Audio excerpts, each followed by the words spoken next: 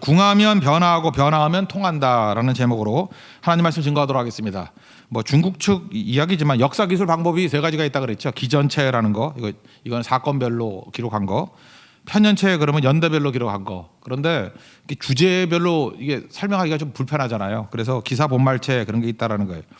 오늘 34장부터 45장까지 내용은 기사 본말체와 좀 유사합니다. 주제별로 뽑았다는 거예요. 주제가 뭡니까? 예루살렘 멸망, 39장이 멸망이거든요. 멸망 전의 사건이 그 앞에, 멸망 후가 그 후에 그렇게 기록이 돼 있다라는 것입니다. 이제 왕들에 대한 기록인데 18대 왕 여호야김에 관한 기록이 36장이고 37, 38장이 시드기야 왕, 20대 왕의 그 멸망 전의 상황이 2장입니다. 그래서 오늘은 2장 하기가 힘들어요. 이게 앞에가 잘라져야 되기 때문에. 그리고 39장에서 드디어 예루살렘 성이 무너집니다. 그리고 그 이후의 상황 이렇게 묘사되어 있다라는 것입니다. 상황은 이런 거죠. 여호야김은 어떻게 해서 왕이 됐죠? 그 무기토 전투에서 18대 왕 자기 아버지가 16대 왕 아버지가 무기토 전투에 나갔다가 그 바로 느고에게 죽고 그다음에 오면서 자기가 세웠던 왕이 여호아하스인데 17대 왕 3개월 만에 잘라버리고 여호야김을 세웠죠. 여호야김은 애국 왕이 세운 겁니다. 애국 왕이. 그래서 친애국적인 성향이 있겠죠. 그런데 지금 여기 4년이라 그랬으니까 1년 지났으니까 여기 1절에 보니까 4년이 지났다 그러잖아요. 그러니까 이게 BC 605년입니다. 갈그미스 전투라고 이건 세계사적으로 되게 중요한 거예요. 그 애굽하고 바벨론하고 전쟁이 벌어졌어요. 여기서 바벨론이 이김으로 말미암아 완전히 패권이 바벨론으로 넘어가는 사건입니다. 그래서 36장의 배경이 갈그미스 대승리가 있는 그때라고요. 아마 그 전이었던 것 같아요. 아직도 애굽이 진지 모르고 있는 것 같아요. 이 여호야김은. 그래서 이게 좀 정신이 없는 애죠. 그래서 그런 상황이다. 그런 것을 묘사하고 있다는 것입니다. 그러니까 상황은 어때요? 지금 아무리 넉넉하게 얘기를 한다 할지라도 애굽이 이길 확률이 50% 이상 안 되잖아요. 바벨론이 이길 확률 50%, 애굽이 이길 확률 50%. 근데 만약에 바벨론이 이겼다 그러면은 여호야김은 큰일 나잖아요. 그러니까 국제적인 상황이 바람 앞에 등불입니다. 근데 예레미야는 지금 어디에 갇혀 있어요? 이 감옥에 갇혀 있거든요. 나가서 말씀을 증거할 수 없는 상황입니다. 그래서 너무너무 답답해가지고 그때 예레미야가 생각했던 게 그거예요. 우리 궁하면 통한다 그러잖아요. 이게 막혀 있는데 어떡하나. 바람 앞에 등불이고 나는 나가서 말씀을 증거할 수 없으니까. 그래서 생각한 게 뭐냐 하면은 자기 제자 바룩을 불러다가 내가 불러주는 말씀을 기록해라. 그리고 나 대신에 네가 가서 전하고 다녀라. 그래서 바룩을 통해서 전하기 시작하니까 원래 예레미야는 저항감이 많았잖아요. 근데 바룩이 기록된 말씀을 증거하는 걸 통해서 예레미야가 직접 증거한 것보다 훨씬 더 큰 효과가 있었다는 것입니다. 그래서 오늘 36장에 보면 3차례 증거가 나오거든요. 1차 증거는 백성들 앞에서 바룩이 증거하는 거. 2차는 고관들 앞에서 바룩이 증거하는 거. 근데 그 고관들이 바룩을 좀 생각했던 것 같아요. 예레미야하고 바룩 너는 숨어 있어라. 3차례 내가 그 왕한테 증거한다 그러면 내가 왕 성향을 알거든. 전하지 않을 수는 없지만 분명히 너 잡아 죽일라 그럴 거다. 숨어 있으라. 그래서 여후디라는 그 사람이 대신 읽어줍니다. 잡아오라 했더니 미리 숨어서 잡히지 않았다. 그래서 이렇게 1차, 2차, 3차 낭독이 되는 거예요. 왜 가능하죠? 기록된 말씀이기 때문에. 그래서 우리 인생을 이렇게 살아야 됩니다. 내 인생이 이렇게 막혀 있을 때가 있잖아요. 그러면 이게 막힌 게 아니에요. 하나님께서 제3의 길을 찾으라는 것이고 더 넓은 길을 찾으라는 거예요. 사도 바울도 감옥에 갇혀 있었습니다. 갇혀 있으니까 복음 증거 못 하잖아요. 그래서 편지 썼잖아요. 편지 쓴 게 지금 우리에게 12권 내지 13권의 서신서가 되잖아요. 성경이 돼버렸잖아요. 예레미야도 마찬가지죠. 이렇게 핍박당하지 않았다고 썼겠어요? 여기 보니까 23년 동안의 그 내용들을 쭉 적은 거거든요. 그게 예레미야서라고요. 어찌 보면은 예레미야서가 기록되게 된 그 가장 큰 공로자가 누구냐 그러면 여호야김일 수도 있어요. 그죠? 이렇게 막혀 있기 때문에. 그래서 기록된 내용이다. 그러므로 우리 인생도 마찬가지입니다. 막혀 있다가 무조건 나쁜 게 아니고 새로운 길을 하나님께서 열어주시는 어떤 계기가 될 수 있다는 거예요. 더 크게. 이게 기록돼서 바룩이 증거했기 때문에 예레미야 증거할 때 듣지도 않았던 사람들이 듣잖아요. 저는 30장을 보면서 놀란 게 뭐냐면 백성도 듣고 고관도 듣고 왕도 듣고 이렇게 전파가 잘 될 때가 있었나. 내가 이제까지 여러분 예레미야서 쭉 읽을 때마다 느끼는 게 뭐예요? 답답하지 않았어요? 근데 30장 보면 좀 속 시원하죠. 이런 방법이 있었구나. 저도 그래. 제가 증거하지 않고 우리 부목사님이 증거할 때 더 잘 들을 수도 있겠다 이 생각을 했어요. 그죠?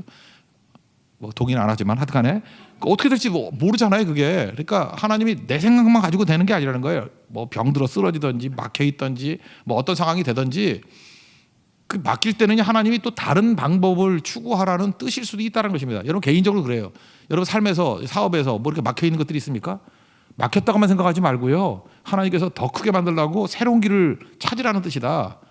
구가하면은 변화돼야 되고 변화되면 통한다는 거예요. 그런 길을 찾으라, 그런 의미도 있다고 생각을 합니다. 여러분 좋은 길 찾아서 하나님께서 쓰시는 이전보다 적어도 뭐 30배, 60배, 100배 더 쓰임 받는 우리 하나님의 거룩한 종 되기를 바랍니다. 우리 1절부터 5절까지가 그 스토리입니다. 읽겠습니다. 시작. 유다의 요시야 왕의 아들 여호야김 제4년에 여호와께로부터 예레미야에게 말씀이 임하니라. 이르시되 너는 두루마리 책을 가져다가 내가 내게 말하는 날 곧 요시야의 날부터 오늘까지 이스라엘과 유다와 모든 나라에 대하여 내가 내게 일러준 모든 말을 거기에 기록하라. 유다 가문이 내가 그들에게 내리려 한 모든 재난을 듣고 각기 악한 길에서 돌이키리니 그리하면 내가 그 악과 죄를 용서하리라 하시니라. 이에 예레미야가 네리야의 아들 바룩을 부르매 바룩이 예레미야가 불러주는 대로 여호와께서 그에게 이르신 모든 말씀을 두루마리 책에 기록하니라. 예레미야가 바룩에게 명령하이르되 나는 붙잡혔으므로 여호와의 집에 들어갈 수 없으니. 그래, 네가 가서 전하라 그 얘기죠. 여기서 기록과 증거의 효과가 아주 폭발적이 됐다 그런 얘기죠. 여기서도 마찬가지로 이렇게 누구에게 불러주고 대신 기록하게 만들면 무슨 효과가 있습니까? 전달하는 효과가 있잖아요. 바룩은 다음 세대잖아요. 예레미야 다음 세대를 책임질 바룩에게 말씀을 전했다. 바룩은 앞부분에도 한번 나왔죠. 아나도스의 밭을 사라 그럴 때 거기서 그 서류 처리한 사람이 바룩이거든요. 그러니까 제자이자 비서 뭐 이 정도 역할을 했다고 생각을 합니다. 사도 바울도 로마서 자기가 쓴 거 아니에요. 로마서도 불러준 거예요. 불러준 거 누가 썼느냐? 더디오. 로마서 16장 22절 보니까 이 편지를 기록하는 나 더디오도 주 안에서 너에게 문안한다 이런 얘기 나오잖아요. 로마서 누가 썼어요? 바울이 썼죠. 그렇지만 받아 적은 거 누구예요? 더디오. 되게 늦게 받아 적었는가 봐. 그래서 더디오예요. 그죠? 더디오. 이렇게 더디냐 그래서 더디오. 그러니까 로마서는 더디오가 받아 적었다고. 그런 식으로 한다고 베드로전서도 후서는 모르겠지만 베드로전서 누가 썼냐면 실루아노라는 사람이 쓴 것 같아요. 베드로가 이렇게 불러주면은 베드로전서 5장 12절 보니까 내가 신실한 형제로 아는 실루아노로 말미암아 너에게 간단히 써서 권하고 이렇게 나오거든요. 베드로전서 누가 썼어요? 실루아노라가 썼다고. 이게 뭐 신라라는 설리죠. 신라. 바울과 신라 할 때 바울과 그 2차 전도여행 같이 갔던 사람 있죠. 실루아노 그 사람이 받아 적었다. 뭐 이렇게 돼 있습니다. 그러니까 우리도 마찬가지 이렇게 받아 적게 만드는 게 되게 또 중요하다라는 것입니다. 우리 한국 교회 한동안 유행했던 게 필사본인 거 아십니까? 그 어르신들 연세 드셔가지고 성경을 창세기부터 요한계시록까지 다 손으로 썼어요. 필사본. 그거 다 써놓으면요 엄청 무거워요. 그래서 어느 집에 신방 가면은 꼭 신발장 위에 그게 있었어. 필사본이 자랑하려고. 이렇게 우리 어머니가 다 썼다. 아버지가 쓰는 예는 거의 못 본 것 같아. 거의 어머니가 다 썼다. 근데 그 어머니가 참 문제가 있는 거예요. 그거 써봐야 뭐 할 거예요. 우리 엄마들이 그런 생각을 하는 것 같아요. 내가 다 한다 그런 얘기. 이거 쓰면 자손들이 복 받는지 아는가 봐. 제대로 하려고 그러면 자손들하고 같이 써야 됩니다. 내가 짝수장은 내가 쓸 테니까 아니요 일장이 홀수니까 홀수장은 내가 쓸 테니까 짝수장은 네가 써. 그래서 이렇게 얽히고 설키면은 안 버려요. 근데 이사 갈 때 어머니 돌아가시면 다 버렸더라고. 다 버리고요. 애들 동화책은 가져가도 그건 버리더라고. 각 교회마다 그런 거 있었거든요. 쓰는 거. 뭐 지금 한 20년 전에 되게 유행했었는데 지금 각 가정에 필사본 남아 있는 집이 있어요. 그거 되게 무거워요. 그래서 이사 몇 번 가면 다 버린다고. 내가 볼 때 분명히 예언합니다. 한 50년만 지나면요. 그 필사본 그거 박물관에 가 있을 거 굉장히 큰 유물이 될 거야. 근데 우리는 그걸 못 견디고 버리지. 그죠?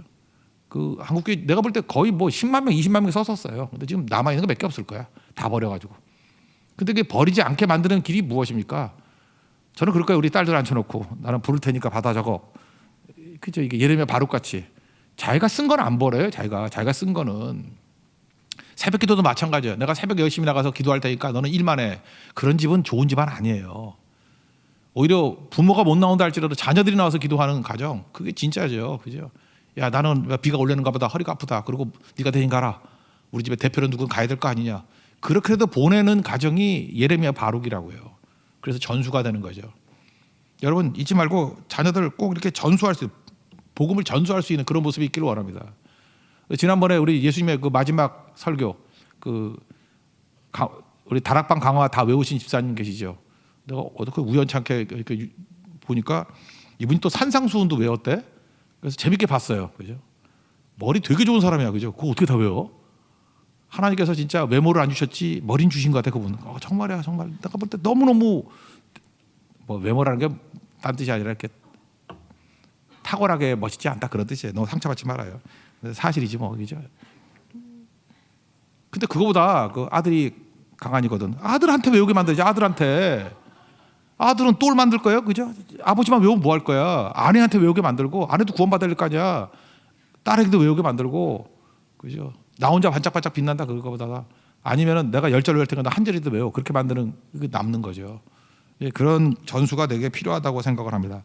1차 낭독 백성들에게 했습니다. 백성들에게. 원래 금식일은요. 대속죄일 그래도 7월 15일 그때 하는 거예요. 근데 이때는 겨울인데 금식일을 선포했던 건 뭐냐면 나라가 위기에 처하게 되니까 아마도 금식일을 선포했던 것 같아요. 금식하자. 그래서 기도할 때 뭐가 필요해요? 말씀이 필요하다고. 그래서 예레미야가 서둘러서 금식일에 보낸 거라고. 1차 백성들에게 읽어줘라. 왜 그렇습니까? 말씀 없는 기도는 겉돌게 돼 있습니다. 여러분 말씀 없이 기도해 보세요. 말씀 없이 기도하라 그러면요 뻔해요. 제가 기도 얘기했잖아요. 이 종교성을 가지고 기도한다고. 종교성이 뭐예요? 두려움 없게 해주십시오.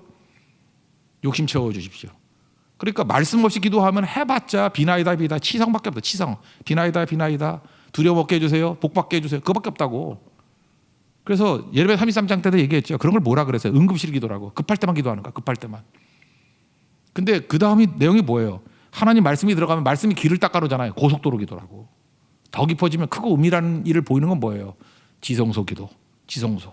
하나님과의 그 깊은 존전에서 하나님이 미리 보여주시는 그런 내용들. 지금은 그런 게 말씀으로 다 포함되어 있지만 이건 뭐예요? 성령 안에서 기도죠. 성령의 비전 기도. 성령이 깨우쳐 주시는 기도. 기도의 단계가 응급실 기도만 돼서는 안 되겠죠. 그래서 예레미야가 그렇게 생각해요. 지금 놔두면 이 사람들 분명히 뭐 도와달라, 바벨론에서 우리를 보호해달라, 하나님의 그 말씀을 모르니까 응급실 기도밖에 안 할 거다. 적어도 이들에게 고속도로 기도가 돼야 돼. 그래서 말씀 읽어주라는 거예요. 그래서 분명히 그 말씀 붙들고 기도했던 백성이 있었을 거라고요. 그럼 그들은 살아난 거죠. 그들 중에 바벨론 포로로 끌려가서 돌아온 사람들이에요. 그 사람들이. 들은 사람은 살았어요. 안 들은 사람 다 죽었고. 말씀 듣는 게 기회다 그런 뜻이죠. 그래서 그들이 듣고 이제 말씀대로 기도하는 사람과 갈라지는 사람이 있었겠죠. 사도행전에도 보면 말씀을 증거할 때 말씀이 마음에 찔려 그럴 때 2장에서는 우리가 어찌할꼬 하고 회개하는 사람들이 37절에 나오고 또 7장에 가면 마음에 찔려 그래놓고 이를 갈면서 스데반 죽이는 7장 54절에 그런 사람도 나오고 그러니까 말씀이 선포되면 갈라져요. 회개하고 돌아오는 사람과 더 악랄해지는 사람들. 그래서 말씀이 증거가 돼야 돼요. 짝 갈라져요. 지금같이 이렇게 팬데믹 있고 이럴 때요. 믿음도 짝 갈라져요. 진짜 믿음과 가짜 믿음이. 주기마다 하나님께서 이런 걸 주신다니까요. 가짜는 진짜 하자는데 가짜였네. 이렇게 막 놀랄 때 많죠 요즘에. 요즘에 막 예배 안 드리는 사람들 보면서 막 놀라죠. 그 사람이 그 정도였어? 우리는 인간의 눈은 모르는 거예요. 하나님만 아시는 거지. 그래서 이럴 때 드러나게 된다라는 것입니다. 1차는 백성들에게 증거했습니다. 말씀. 그래서 고속도로 기도하라고. 6절부터 10절까지 읽겠습니다. 시작. 너는 들어가서 내가 말한 대로 두루마리에 기록한 여호와의 말씀을 금식일에 여호와의 성전에 있는 백성의 귀에 낭독하고 유다 모든 성읍에서 온 자들의 귀에도 낭독하라. 그들이 여호와 앞에 기도를 드리며 각기 악한 길을 떠나리라. 여호와께서 이 백성에 대하여 선포하신 노여움과 분이 크니라. 네리야 아들 바룩이 선지자 예레미야가 자기에게 명령한 대로 하여 여호와의 성전에서 책에 있는 여호와의 모든 말씀을 낭독하니라. 유다의 요시야 왕의 아들 여호야김 제5년 9월에 예루살렘 모든 백성과 유다 성읍들에서 예루살렘에 이른 모든 백성이 여호와 앞에서 금식을 선포한지라. 바룩이 여호와의 성전 윗들 곧 여호와의 성전에 있는 세문 어기 곁에 있는 사반의 아들 서기관 그마리아의 방에서 그 책에 기록된 예레미야의 말을 모든 백성에게 낭독하니라. 그러니까 1차 백성들에게 낭독을 했습니다. 이제 2차 말씀 증거예요. 2차 말씀은 고관들에게 했는데 이 고관들에게 했던 것은 특징이 있다라는 거예요. 꼭대기에서부터 밑으로 내려와서 말씀을 듣는 거를 탑다운 방식이라고 그러죠. 탑다운 모드. 그럼 그 반대가 뭐죠? 그럼 다운탑인가? 영어는 그렇게 표현 안 하고 바텀업이라고 그러죠. 바텀업. 바텀업 그러면 이제 돌멩이 날아올까 봐. 바텀업. 바텀업. 밑바닥부터 이렇게 올라가는 거. 그죠? 탑다운이 아니고 하나님께서 원하시는 복음 증거 방식은 바텀업이에요. 바텀업. 그죠? 이거를 원하신다라는 것입니다. 그래서 백성에게 증거하고 밑에서부터 그다음 고관으로 가고 마지막에 최꼭대기에 있는 왕한테까지 증거하는 거. 그러니까 이게 무슨 얘기입니까? 우리가 복음을 증거할 때 약자고 부족할 때 증거하기 쉽다라는 거예요. 이렇게 잊지 말라고. 우리 뭐 그런 생각하죠. 뭐 고상한 사람들, 뭐 유능한 사람들, 잘 나가는 사람들에게 먼저 증거하면 잘 될 것 같이 보이죠. 절대 그렇지 않다라는 것입니다. 기독교 역사도 보면요, 313년에 콘스탄티누스 황제가 기독교 공인했죠. 그 뭐 역사에 다 알잖아요. 313년 밀라노 칙령. 그러고 난 다음에 기독교 변질됐다는 얘기 많이 하잖아요. 왜? 탑다운 방식이기 때문에. 황제가 믿으라 그래서 믿으니까 믿으면 유익이 많거든. 믿으면 뭐 장사도 잘 되고 높은 직도 올라가고. 그러니까 가짜들이 막 섞이는 거죠. 탑다운 방식은 가짜 투성이에요. 밖에 한 번 오면 다 무너져 버린다고. 그래서 하나님께서 언제 탑다운 방식을 한 적이 있냐고. 없다고요. 여기도 보세요. 이게 순서 되게 중요한 거예요. 백성 고관 왕이에요. 바텀업. 이게 하나님께서 원하는 방식입니다. 여기 보세요. 탑다운으로 됐던 것 중에 되는 사람이에요. 사울왕은 탑다운이기 때문에 안 돼요. 근데 다윗은 언제부터 컸어요? 하나님 광야로 내몰아 가지고 첫 번째 그에게 몰려든 사람이 누구였어요? 아둘람 굴의 백성들. 사무엘상 22장 2절 보니까 환난 당한 모든 사람들, 빚진 사람들, 마음이 원통한 사람들. 이거 다 루저들 아니에요? 이거보다 더 밑바닥이 어디 있어요? 밑바닥 다져가지고 바텀업. 그죠? 마지막 꼭다리 올라가서 나중에는 어떻게 돼요? 헤브론만. 그러다가 온 이스라엘로. 바텀업이잖아요. 하나님께서 그렇게 일하셨다는 것입니다. 우리나라도 복음 인도가 어떻게 됐어요? 여자들에게, 못 배운 사람들, 가난한 사람들에게. 여자들이 경제권이 없었거든요. 교회 헌금을 낼 수가 없어요. 여자들이 유일하게 손댈 수 있는 건 뭐냐 하면 쌀독이야, 쌀독. 그래서 헌금 대신에 뭘 했냐면 성미를 했다고. 쌀 풀 때마다 하나 덮어가지고 성미 헌금에 성미 헌금. 그 얘기 무슨 얘기예요? 여자들에게 돈 하나도 없었다는 거예요. 그랬더니 그 바텀업 되니까 교회가 건강해지는 거 아닙니까? 그러니까 각 가정도 마찬가지예요. 혹시 남편이 힘이 있어가지고 아내한테 예수 믿어 교회 가자. 그래가지고 따라온 아내가 별로 없는 것 같아. 반면에 약한 사람 있잖아요. 지금도 여러분 핍박 가운데 있다고 생각하는 사람 있잖아요. 나는 돈도 없고 힘도 없고 약해. 그런 사람이 뭐 남편이나 아내를 놓고 이렇게 약한 남편도 있잖아요, 그죠? 우리 강한 아내를 위해서 막 핍박당하는 남편이 막 기도하고 막 그러면 그 가능성 있어요. 우리 약한 자가 강한 자를 증거할 때 믿을 가능성이 훨씬 크다고. 뒤집어 얘기하면 무슨 얘기입니까? 내가 너무 강하기 때문에 복음 전도가 안 될 가능성이 큰 거예요. 혹시 여러분들이 이렇게 내가 깨지고 박해당하고 약해질 때가 있습니까? 병들고. 묘해요. 병들었을 때 전도 제일 잘해요. 망했을 때 전도 제일 잘해요. 사장님일 때 못하더라고. 망할 때 전도 훨씬 잘하더라고. 내가 힘을 잃었을 때 훨씬 더 잘하더라고요. 왜요? 이 바텀업이거든요. 밑에서부터 위로 올라가는 거.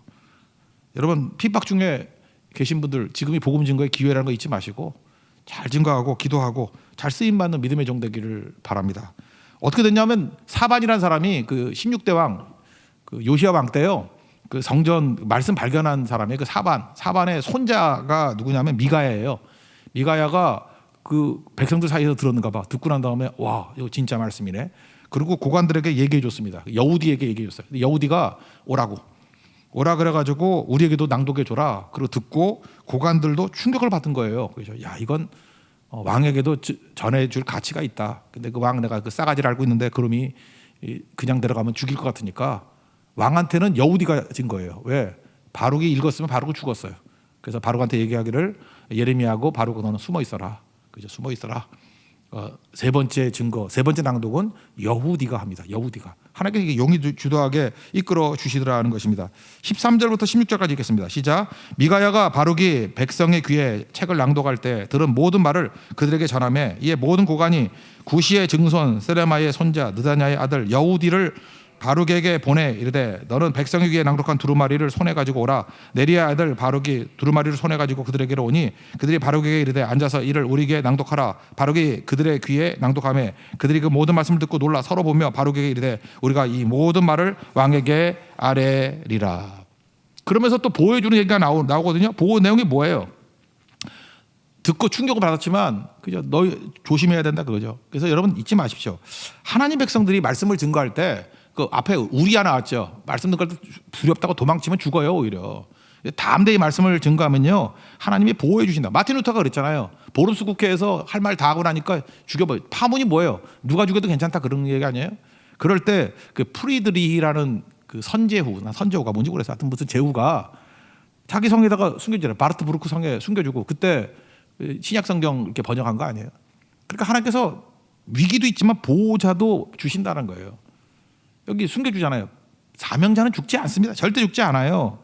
여러분 건강해서 사는 거 아닙니다. 여러분 잠깐만 무슨 뭐 건강 보조제 먹는다고 오래 사는 거 아니에요. 늙어서 죽는 거 아니에요. 여기 젊으니까 저 늙은 사람보다 내가 오래 살 거야. 그렇지도 않아요. 늙어 죽는 것도 아니에요. 할 일 없으면 죽는 거예요. 지금 할 일 없습니까? 빨리 할 일 찾으세요. 할 일 없으면 죽어요. 그죠? 할 일 끝났는데 뭘 살아 있겠어. 사명자는 안 죽어요. 지금 바룩하고 예레미야 할 일 더 있거든. 절대로 안 죽더라는 거예요. 그래서 붙들어 주더라는 것입니다. 17절부터 19절까지 읽겠습니다. 시작. 그들이 또 바룩에게 물어 이르되 너는 그가 불러주는 이 모든 말을 어떻게 기록하였느냐 청하노니 우리에게 알리라. 바룩이 대답하되 그가 그의 입으로 이 모든 말을 내게 불러주기로 내게 먹으로 책에 기록하였노라. 이에 고관들이 바룩에게 이르되 너는 가서 예레미야와 함께 숨고 너희가 있는 곳을 사람에게 알리지 말라 하리라. 이렇게 도울 자를 보내줬다는 것입니다. 이게 두 번째 증거예요. 고관들. 고관들의 증거에서 우리가 알 수 있는 메시지는 뭐죠? 하나님 말씀은 바텀업이다. 그죠? 약할 때가 복음 증거할 최적기다. 이런 교훈을 깨달을 수 있습니다. 세 번째는 이제 왕한테 가서 증거하는 건데 이때는 바룩이 증거한 게 아니에요. 그죠? 여우디가 증거했습니다. 근데 이놈의 이 싸가지 없는 왕은요, 하나님 말씀을 들을 때 읽어라. 그리고 면도칼로, 면도칼이 모르겠어요. 이게 도루콘지 뭔지 면도칼로 잘라가지고 화로에 집어넣어 버렸어요. 불 태워 버렸다고. 그러지 말라고 말렸는데도 불구하고. 그래서 결국 이거 죽었다라는 거죠. 그죠? 죽었다라는 거예요. 그러니까 중요한 게 뭡니까? 지도자의 자격 중에 하나가 뭐예요? 말씀 없는 지도자는 미래가 없다라는 거예요. 여러분 지도자, 특별히 여러분 사장님 계십니까? CEO 계십니까? 여기 진짜 지도자 있습니까? 말씀 없는 지도자는 공동체 재앙이에요. 무조건 내가 어떤 책임을 맡고 있다. 내가 가장에서도 가장이자 가장. 내가 뭘 책임 맡고 있다면 반드시 말씀이 옆에 있어야 돼요. 그래야 산다는 거예요. 아니면은 다 죽습니다. 그러니까 여러분 지도자를 뽑아도 어떤 사람을 뽑아야 돼요? 혹시 내가 뽑을 수 있다 그러면은 말씀과 가까운 사람, 말씀 붙들고 있는 사람이 지도자가 돼야 되는 거예요. 교회에서도 일꾼 뽑을 때 말씀에 가까운 사람 뽑아야 교회가 안 무너지는 거예요. 말씀은 관계없고 정치만 하려고 그러고 이런 사람 하면 무너진다는 거죠. 그게 세 번째 우리에게 주는 메시지라는 거예요. 여기 9월 달이라 그러는데 보세요. 여러분 6월절이 우리 양력으로 친다 그러면 한 3, 4월이거든요. 그러니까 한 2, 3개월 정도 차이가 나죠. 그러니까 9월 달 그러니까 한 11월이나 12월쯤 된 거야. 겨울이죠. 겨울궁에 있었어요. 그러니까 화로 뿌리 있겠죠. 그때 말씀 증거했더니 그래서 이거 뭐 버리더라는 거예요. 말씀을 대하는 태도를 알 수 있는 거죠. 읽어봅시다. 21절부터 25절까지 읽겠습니다. 시작. 왕이 여우디를 보내어 두루마리를 가져오게 하매 여우디가 서기관 엘리사마의 방에서 가져다가 왕과 왕의 곁에서 모든 고관의 귀에 낭독하니 그때는 9째 달이라. 왕이 겨울 궁전에 앉았고 그 앞에는 불 피운 화로가 있더라. 여우디가 서너 쪽을 낭독하면 왕이 면도칼로 그것을 연하여 베어 화로불에 던져서 두루마리를 모두 태웠더라. 왕과 그의 신하들이 이 모든 말을 듣고도 두려워하거나 자기들의 옷을 찢지 아니하였고 엘라단과 들라야와 그마랴가 왕께 두루마리를 불사르지 말라고 아뢰어도 왕이 듣지 아니하였으며. 그러니까 뭐야 이게 아버지하고 너무 다르죠. 저는 아버지가 기억나요. 그 16대 왕 아버지 요시야의 뭐 첫 번째 아들이 여호야김아니에요.